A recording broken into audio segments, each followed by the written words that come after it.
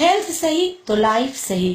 અનિલભાઈ, ઓ અનિલભાઈ, હા બેન, ચાલો ને આજે તો ભજીયા બનાવ્યા છે જે તમારા મનગમતા છે.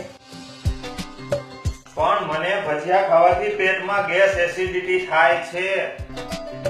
મારે નથી ખાવા આ ભજીયા.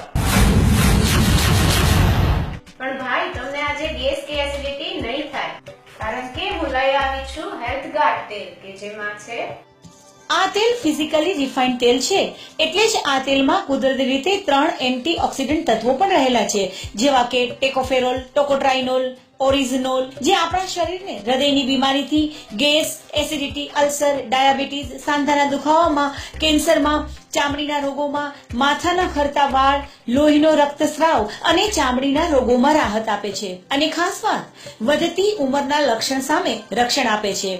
શું વાત છે, આ તેલમાં આટલા બધા ગુણ છે? તો હું આજે આ પેટ ભરીને ભજીયા ખાઈશ. અને હા ભાઈ, આ તેલમાં તળવાથી તેલ દાજ્યું પણ થતું નથી અને ધુમાડો પણ થતો નથી, જેથી તેલ ઓછું બળે છે.